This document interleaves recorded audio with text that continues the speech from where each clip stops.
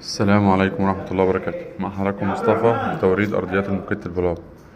احنا هنا كان معانا اوردر 80 متر من بلاطات موكيت زي اللي حضراتكم شايفينه كده وفرشين بيه المكتب كده. احنا هنا بناخد شغل توريد وتركيب لموكيت البلاطات، متخصصين في الموكيت البلاطات. تمام.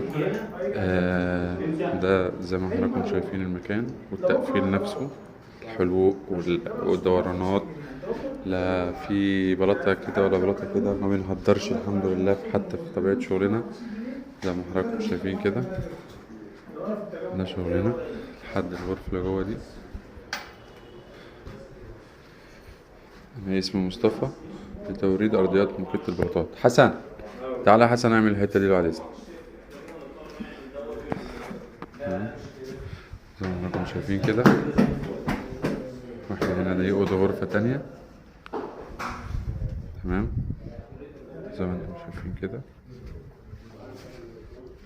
ودي غرفة برضو. احنا هنا برضو للصراحة ان ده كنا مركبينه، والعميل كان عنده بس الغرفة دي ما قدرش يكمل بلاط موكيت، فكان عنده الرول دوت فقلنا نركبه. بنركبه برضو بس بعد شغل البلاطات دي رجالتنا يعني. تمام. هنا برضو اهو زي ما حضراتكم شايفين المكان كله. تمام. الحمد لله المكان حتى روحه اتغيرت، يعني اصبح بقى تحس ان هو مكان اداري يعني.